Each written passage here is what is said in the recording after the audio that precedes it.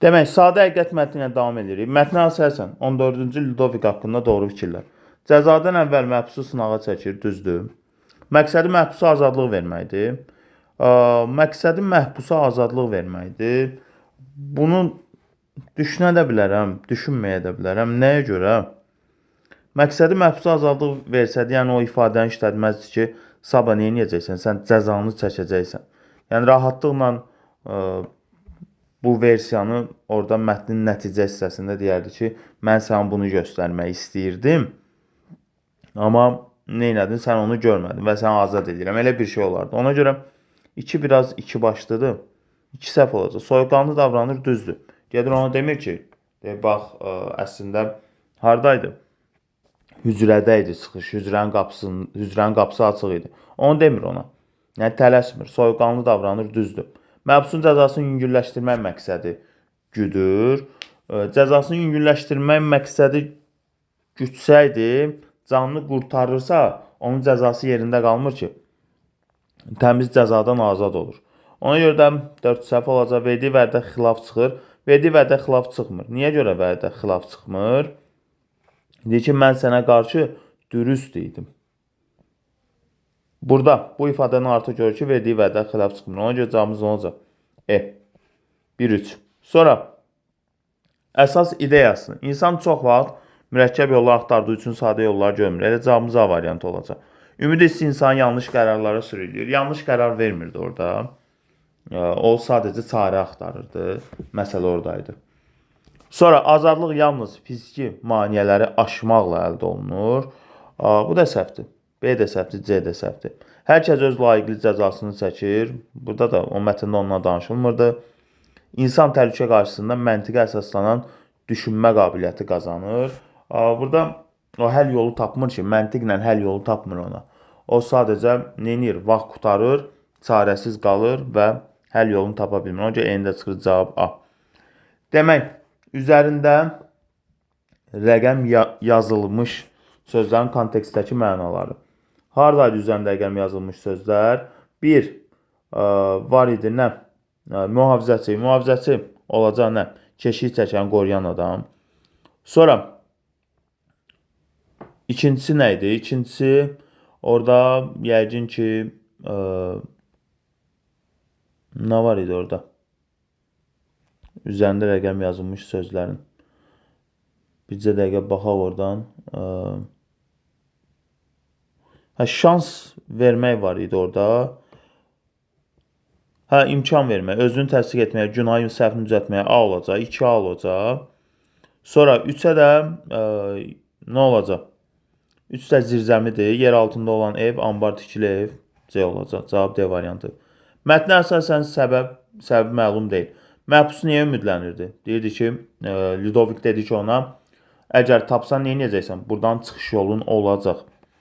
Azad olacaqsan daha doğrusu. Məhbusun xilas ola bilməməsinin səbəbi sadə yolları görməməyi idi. Məhbusun cəzalandırılmasının əvvəlcədən niyə cəzalandırılıb, mətndə bunu görmürük. Mühafizəçilərin zənciri açmasının Ludovik tapşırır ki, açın, səbəbi var. Məhbusun imperatora etiraz etməsinin etiraz edir ki, bəs niyə mənə yalan dediniz, əla həzrət. Elə orada işlətdiyi cümlə onun etirazının göstəricisidir. Cavabımız olacaq C variantı. Hücrə çıxışsız olduğu üçün məhbus heç bir yol tapa bilmir. Hücrə çıxışsız deyildi. Neynir? Ludovik deyir ki, qapı nə idi? Açıq idi. Deməli, çıxışı var idi. Biri çıx. Gizli keçidlərə və pilləkənlərə fokuslandığından məhbusun diqqəti əsas çıxışlara yayınır. Bu düzdür. Məhbusun bütün gecəni axtarışla keçirməsi onun problemi mürəkkəb şəkildə dərk etməsi ilə bağlıdır.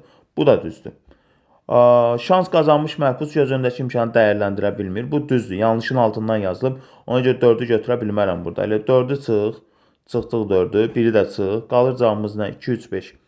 Məhbus çıxış yolunu tapmağa çox yaxın olsa da vaxtı çatmadığı üçün uğursuz olur. Çıxış yolunu tapmağa yaxın deyildi. Çıxış yollardaydı. Çıxış yolu hücrənin qapısı idi. Amma o ara getmişdi. Daha çətin yerlərdə axtardı. Ona görə 5 səhvdir. 5-i götürəcəm. 2, 3, 5. Məhbus hücrənin bütün çıxışlarını yoxladığını düşünür. Ludovikə dediyi cümlədə var bu. 6 da yanlışın altında yazılıb. düzdür deyə götürə bilməyəcəm. Cavabım olacaq B variantı. 2, 3, 5. Əvvəlində işarə qoyulmuş sözlər. Demək, əvvəlində işarə qoyulmuş sözlər. Demək, hansı idi əvvəlində? Canlı qurtara bilərsən.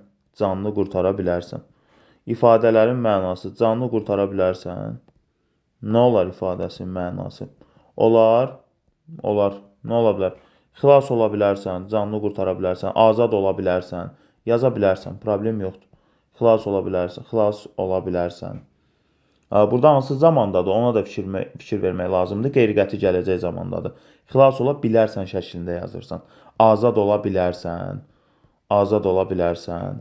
Bu şəkillərdə yazırsan. Digər zamanlarda yazmağın artıq sənin balın azalmağına gətirib çıxaracaq, yarı bal verəcəklər. Sonra ikincisi də dan yeri söküləndə, günəş çıxanda, səhər açılanda bu kimi ifadələrlə yaza bilərsən. Problem yoxdur. Sonra 17. Məcazi mənada işlənən sözlər. Biri orada nədir? Biri orada ağır idi, səhv eləmirəmsə. Haradaydı birincisi? Ağır cəza. Bir də orada nə var idi? Günlər keçir, məhbusun cəzalıcı gün yaxınlaşır. Cəzasına bir gecə qalmış, açıldığını çox təəccüblənir. Bir ağırdır, ağır cəza. Ağır nəyinə məcazi mənadadır? Olacaq nə? Ağır daş oldu nə? Ağır yük. Bu ifadələrlə həqiqi mənada işlədə bilərsən. Bir də orada nə var? Yol olmalıdır. Yol haradaydı? Yol idi, yoxsa bircə dəqiqə.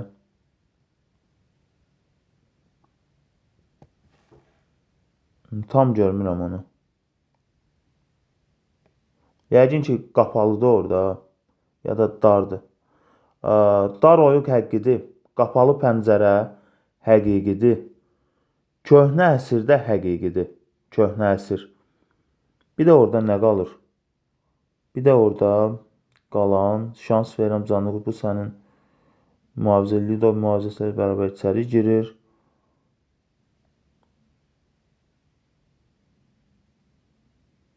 Qapısının açıldığını görəndə çox təəccüblənir.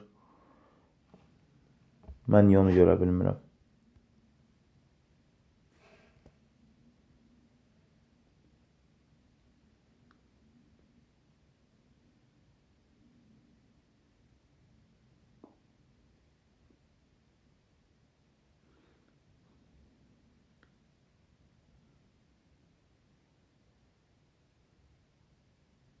Həll yolları. Bağışlayın, üzr istəyirəm. Həll yolları. Buradakı həll yolları da məcazidir. Yol olacaq, ağır olacaq. Ağırı dedik, yol da məsəl üçün həll yolları burada məcazidir. Bir də deyirəm ki, yol təmir olundu. Getdiyin yol təmir olundu. Burada da həqiqi mənada işlənəcək. Üzürlü sayın. Əsas mətinlə çərçivə daxilində verilmiş mətnin üslubu səciyyəvi xüsusiyyətləri.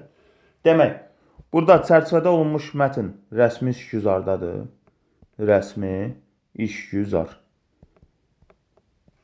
Demək, əsas mətndə nədir? Bədiidir. Rəsmi işgüzar bədii. Demək, əsas mətn bədii üslubdadır. Siz bura nə yaza bilərsiniz? Emosionallıq, obrazlılıq. Baxın, emosionallıq, obrazlılıq.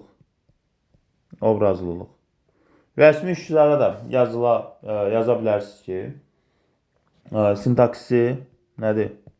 Sintaksi məhduddur. İkiyə də yaza bilərsiniz ki, rahatlıqla belə deyək də, sintaksi məhduddur, rəsmi sənədlərin dilidir. Bu cür ikisini də yazmaqla kifayət eləyə bilər. Problem yoxdur orada. Rəsmi sənədlərin dilidir, sonra sintaksi məhduddur, bu üslubda da dialektlərdən nədir? İstifadə edilmir. Bunları yaza bilərsiniz. Problem yoxdur orada. Ortağa da yazarsınız. Ədəbi dil nümunəsidir. Ədəbi dil nümunəsidir. Funksional üslubdur. Yəni bu ortağa rahatlıqla həmişə bu ikisini yazsaz kifayət eləyəcək. Problem yoxdur.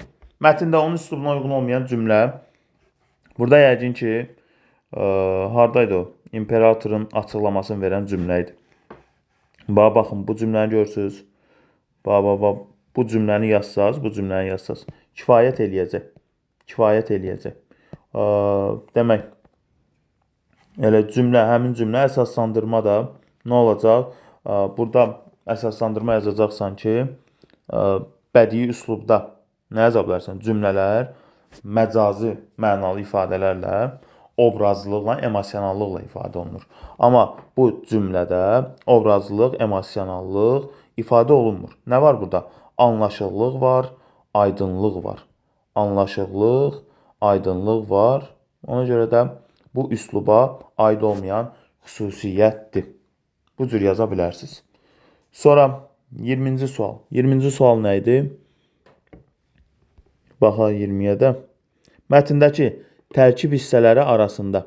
Tərkib hissələri arasında əlaqə. Demək, giriş hissəsinə nə yaza bilərik? Giriş hissəsinə yazıla bilər. Verilən şans yazıla bilərik. Verilən şans. Problem yoxdur. 11-ci Ludovikin verdiyi şansda yaza bilərik. Yenə problem yoxdur. Həyatdakı sadə yolları hara yazmalısan? Nəticəyə. Ludovik deyir axı orada. Bəzən nə edirik? Sadə baxa bilmirik deyə gedib ancaq mürəkkəbi axtarırıq. Nəticəsiz yollarda da hara yazacaq? Əsasa yazacaq. Çünki artıq o hansı yola baş vursun, nə edir? Həll yolunu tapa bilmir.